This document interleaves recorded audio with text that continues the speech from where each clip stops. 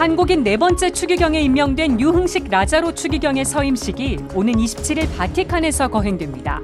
서임식 일정과 의미를 미리 살펴봤습니다.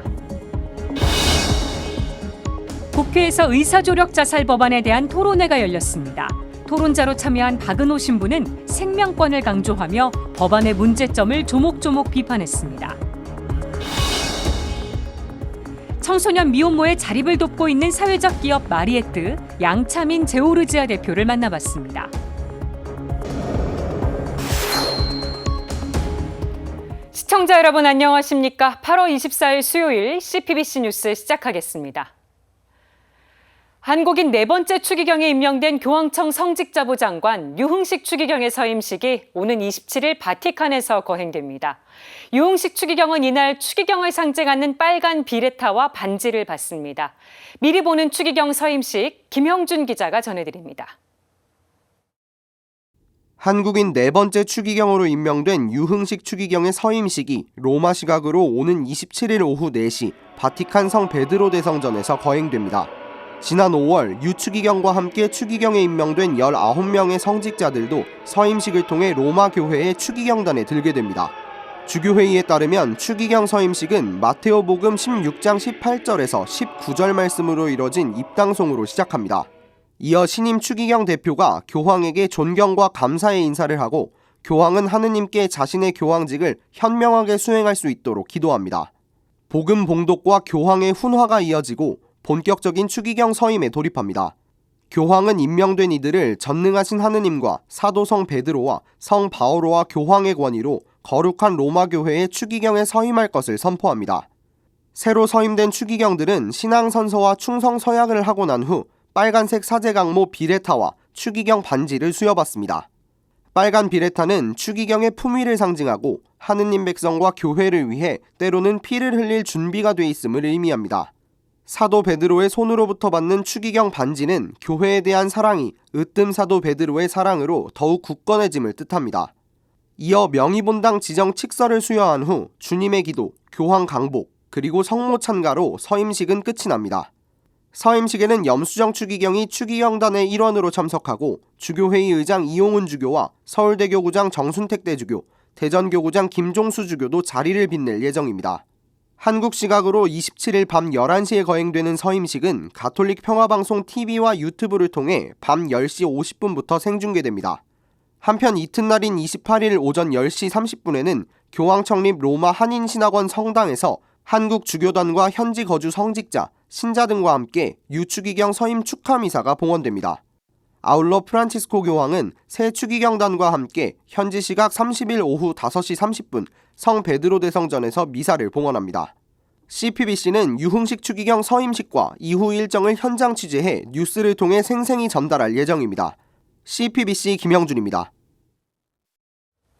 말기 환자가 원하면 의사의 도움을 받아서 목숨을 끊을 수 있게 하자. 국회에 이런 법안이 발의된 지 2달이 흘렀습니다.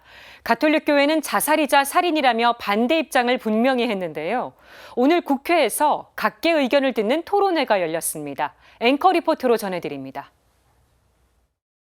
이른바 의사조력 존엄사 법안을 대표 발의한 더불어민주당 안규백 의원이 오늘 국회에서 토론회를 열었습니다.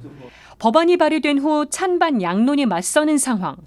안 의원은 죽음을 경시해서 법안을 낸 건 아니라며 법안을 심사숙고하는 전환점이 되길 희망했습니다.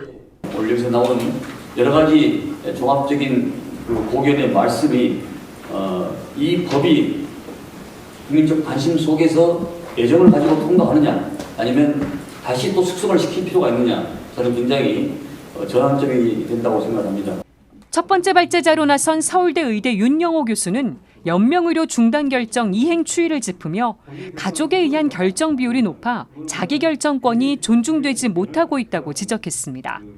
조력 존엄사가 시기상조라는 주장에 대해선 초고령 사회에다 돌봄 부담 등으로 이미 공감대가 형성됐다고 반박했습니다. 10년 뒤쯤에나 가능한 일이라고 생각했는데 벌써 법안을 발의해서 준비를 하고 있다는 사실에 놀라운 충격이었습니다. 그렇지만 사실 저는 대단한 용기라고 생각합니다. 또 다른 발제자인 서울대 철학과 김현섭 교수는 의사조력 존엄사라는 표현보다 의사조력 자살이라는 표현이 더 적합하다고 지적했습니다. 또 말기 환자에 대한 의사조력 자살이 자발적 안락사로 확대될 가능성을 전망하며 솔직한 논의가 필요하다고 밝혔습니다. 개정안의 핵심적인 내용을 좀 불분명하게 합니다. 또 이러한 의사의 자살 강도가 옳은지 여부에 대해서는 의견이 다를 텐데 이걸 반대하는 사람은 해당에 지칭한 표현으로 조력 조른다는 표현을 쓰기가 좀 어렵습니다. 의료계와 법조계, 종교계, 시민단체, 정부도 의사조력 존엄사에 대한 의견을 가감없이 밝혔습니다. 가톨릭 생명윤리연구소장 박은호 신부는 생명권은 기본권 중의 기본권이라는 점을 강조했습니다. 생명은 개개인에게만 소중한 것이 아니라 이 사회와 국가가 가장 우선적으로 보호해야 하는 근본 가치입니다. 그런 면에서 계속 이야기되고 있는 이 죽을 권리라는 그 개념은 정말 이해하기가 어렵습니다. 박 신부는 자신의 죽음뿐 아니라 다른 사람의 죽음도 결정하는 상황이 벌어지고 있다고 우려했습니다. 아울러 말기 환자의 요청이라도 죽음에 이르는 약물을 처방하고 싶은 의사가 얼마나 되겠느냐며 의사의 양심적 거부권만 인정한다고 해결될 문제는 아니라고 지적했습니다. 그러면서 정부와 국회가 할 일은 생의 말기를 보내는 환자와 가족들을 지원하는 것이라고 강조했습니다. 의사조력 자살의 법제화보다는 생애 말기 돌봄을 위한 더 큰 노력과 지원을 결심하는 자리가 되었으면 좋겠습니다. 오늘 토론회는 의사가 말기 환자의 자살을 돕는 것이 존엄한지, 존엄한 죽음이란 무엇인지 생각하게 해준 시간이었습니다. 지금까지 앵커 리포트였습니다. 사회적 기업을 운영하며 청소년 미혼모들의 자립을 돕는 신자가 있습니다. 마리에뜨 양차민 제오르지아 대표를 윤재선 기자가 만나봤습니다. 허리에 파란 띠를 두른 성모상이 눈에 들어옵니다. 세계 3대 성모 발현지 가운데 하나인 바네의 성모상입니다.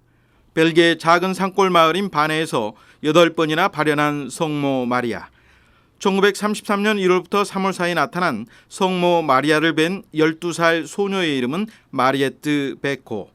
바네의 성모상을 모시고 회사 이름을 마리에뜨라고 지은 이유부터 물었습니다. 바네 성모님께서는 마리에뜨라는 아이에게 발현을 하셨어요.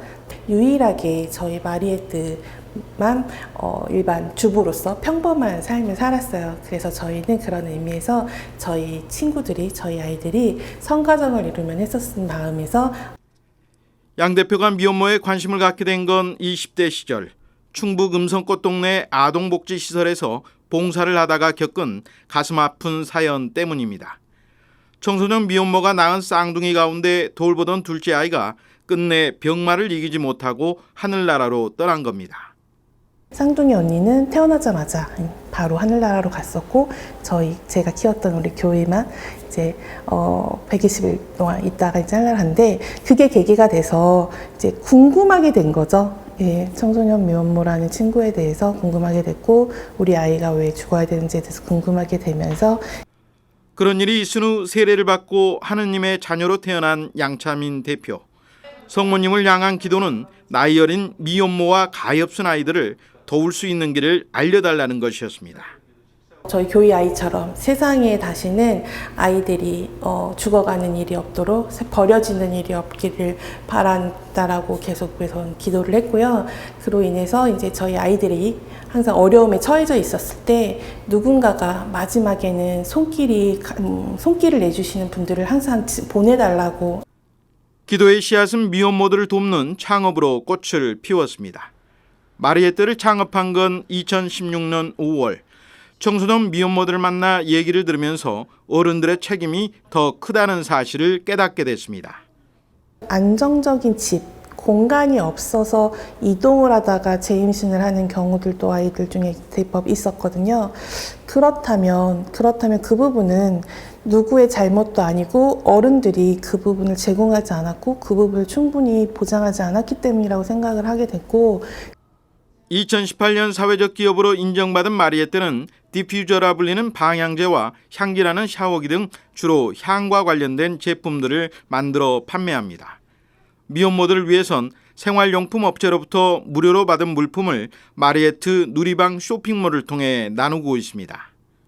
기부물품조차도 아이들이 원하는 날짜에 원하는 색깔로 자기들이 하고자 하는 취향으로 고르게 하면 어떨까라는 생각을 하면서 그조차도 되게 소소하고 작지만 선택할 수 있는 권리를 양차민 대표의 바람은 청소년 미혼모들이 당당히 설 수 있고 이들이 행복해질 수 있는 사회적 공동체를 만드는 일입니다.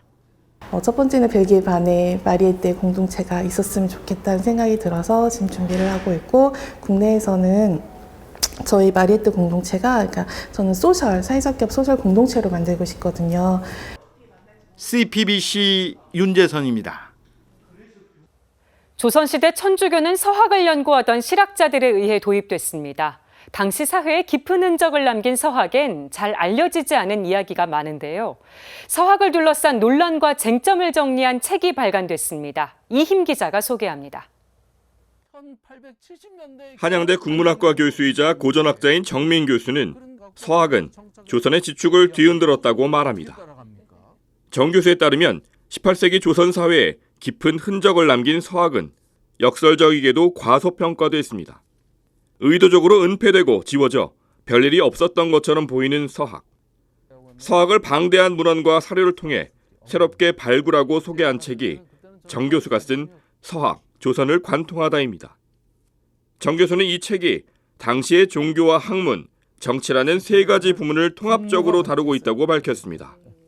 교회사 쪽은 종교 쪽으로만 이제 중심으로 봤고, 국학 쪽은 아예 종교를 배제한 채 이렇게 그 사람의 어떤 학문이나 이런 쪽으로만 봤고, 또 정치사나 사회사 쪽 하는 사람들은 그쪽으로만 당쟁사로만 이제 접근하니까 그렇게 되면 빠지는 부분이 너무 많이 생기거든요. 그리고 자기의 시선만 가지고 보니까. 그래서 이제 그런 시선들 사이의 간격을 조금 이렇게 통합하는 시선이 좀 필요하겠다 싶은 생각이 들고. 다산 정약용을 다각도로 연구해온 정 교수는 다산의 청년기와 신앙 문제를 다룬 책 파란 지피를 계기로 조선 사회에 서학이 끼친 영향을 연구해 왔습니다. 이는 파란과 칠극 등으로 하여금 조선시대 교회사 연구로 이어졌고 이 책의 토대가 됐습니다. 정 교수는 이 책에서 서학을 둘러싼 논쟁과 천주교 신앙에 관한 기록도 살폈습니다. 집요한 연구 끝에 밝혀낸 것들 가운데는 눈에 띌 만한 것들도 적지 않습니다. 1795년 주문모 신부 실포 사건 당시 주신부를 탈출시킨 장본인이 다산 정약용이었다는 사실, 그리고 사학 세력을 근절하라는 밀명을 받고 내포의 사도 이존창을 검거한 당사자 역시 다산이라는 사실을 새롭게 증명했습니다. 정 교수가 헤아릴 수 없는 사료와 문헌, 철저한 고증을 통해 궁극적으로 전하고 싶었던 것은 무엇일까? 학문의 언어는 그냥 받아 적는 해설이 아니고 해석으로까지 나아가야 되는 거고, 해석이라는 것은 그 견해를, 그 사료를 보고 그 안에 행간과 그 밑에 깔려 있는 것까지 이제 나가야 되거든요. 그러니까 글을 쓰는 사람은 사료를 보고 가설을 세워서 논거로 입증하는 겁니다. 그게 학문이죠. 서학, 조선을 관통하다는 정민 교수가 지난 2020년 5월부터 2년간 가톨릭 평화신문에 연재한 한국교회사 숨은 이야기에 1000개 가까운 주석을 달고 순서를 달리해 엮은 책입니다. 하루에 15시간을 매달려 쟁점이나 논쟁이 될 만한 내용엔 확실한 근거를 달았습니다. 근거를 찾고자 천주교 내부 자료는 물론이고 송담유록, 누람기략, 관변자료들도 참조했다는 게 정 교수 설명입니다. 서학, 조선을 관통하다는 서학을 넘어 18세기 조선의 정치, 사회, 문화사 연구가 총망라되어 있습니다. CPBC 이힘입니다. 이상으로 CPBC 뉴스를 마칩니다. 시청해주신 여러분 고맙습니다.